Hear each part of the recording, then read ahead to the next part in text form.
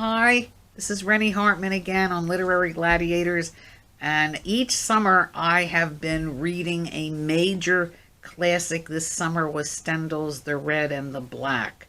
I have done Moby Dick, War and Peace, The Brothers Karamazov, Dr. Zhivago. Dr. Zhivago is still absolutely wonderful. I liked Moby Dick this last and final time that I actually got through the entire novel, which I had not done in earlier attempts when I was much younger. I read The Red and the Black as a senior in high school because at the time, in preparation for college, Jerry Rich, my senior English teacher, had a sheet of books that he thought those attending college at the time. Now, this is at a time when maybe 10% of a high school class in a place like Tom's River attempted to go to college. It's not like today where everybody should go to college. And it was a big deal. And so there were a number of books that I read at the time. One of them was also Dante's Inferno, which I don't remember that much either. I remember nothing of The Red of the Black. And this time around, I didn't care much for the novel. And I'm thinking that this book comes out of the Romantic movement as The Brothers Karamazov does by Dostoevsky. And the reason I didn't like The Brothers Karamazov in my old age as much as I did like the book in college, I think, is that I no longer like the incredible passion that the authors keep trying to promote, and the breadth of feeling that runs from being laughing hysterically and being joyously overwhelmed to being saddened beyond belief and going to be depressed and going to commit suicide, and then the next page they are all happy again. I'm going to guess that this might have something to do with the effect of emotions on romantic literature. I was more attracted to that type of material when I was younger, and I'm less attracted now. However, this is considered a masterpiece, was read by Mark Twain, by Charles Dickens, by Dostoevsky, considered a great masterpiece. I'm sure it's very influential on Proust because it's this young man's emotions all of the time. His name is Julian. He's born into a family of carpenters, very low class, even though France has been through the revolution, two generations before. The country is very caste oriented. There's low class, lower middle class, mid middle class, a little bit upper middle class. They're all trying to move up somewhere along the line. He was born a beautiful young boy and young man into a family of big men who cut down trees and bring them down to being planks so that they can work carpentry. And he was not prone to that. He could read. And at a very early age, he was taken by one of the priests in town and taught Latin. And so he became quite expert at Latin. And so that by the time he's a late teenager and really not working for his father, who beats him and his brothers beat him because he's not one of them, he gets hired as a tutor by the mayor, who thinks this will elevate him from slightly above middle class to possibly get into the upper middle class because he has a tutor for his sons. And Julian is interesting to the extent that he has memorized the New Testament in Latin, and he's going to teach these three young boys, and they like him, and that seems to work very well.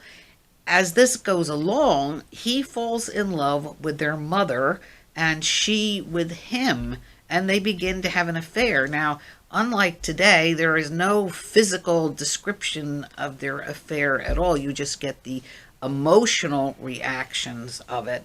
The fact that the wife sleeps separately from her husband is not so different among people of that time, but the fact that he was climbing in her window when the husband was in the room next door. I can't imagine really how long that would work out and how well it would be.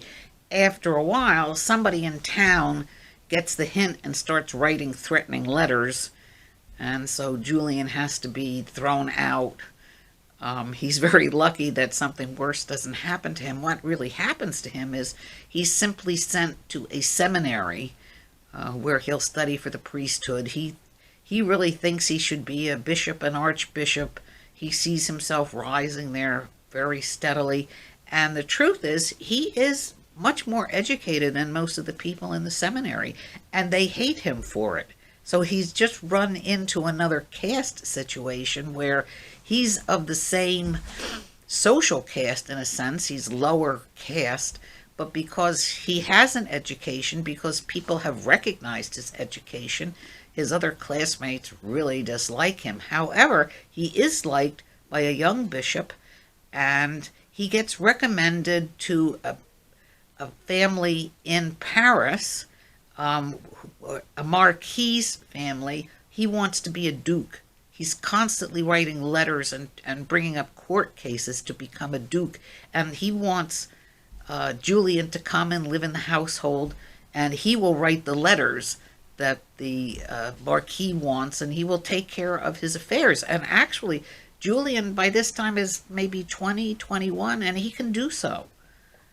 He actually, in some ways, is quite mature. On the other hand, when you read his emotions, he seems to be worse than Romeo, who might be 15, 16, 17 years old, throwing himself on the floor where the nurse calls him, "Don't be a dish rag, get up and be a man."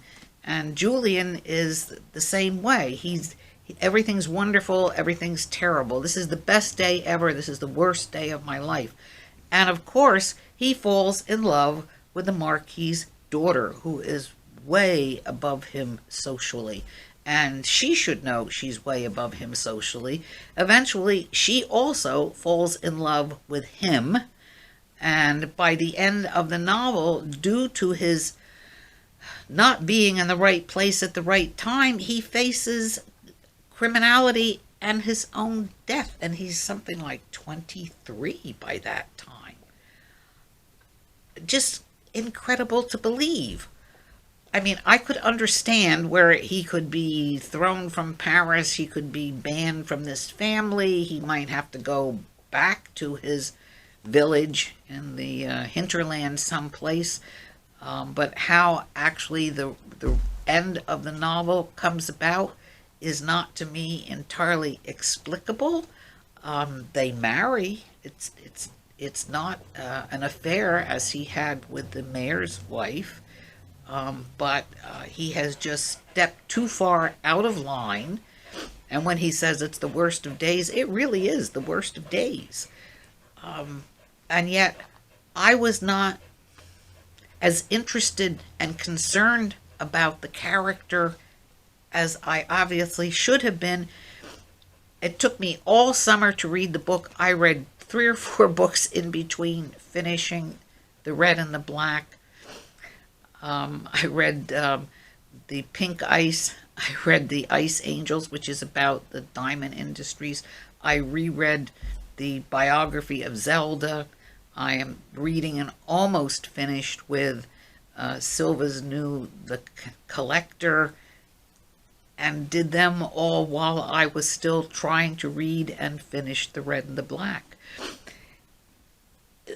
Kind of like reading Victor Hugo. Actually, reading Les Mis was fascinating. They're about the same age as products, but Les Mis is fascinating and upraising, and I would say that The Red and the Black is depressing and not exceptional in ways that I would have thought the book was going to be. That's it for The Red and the Black.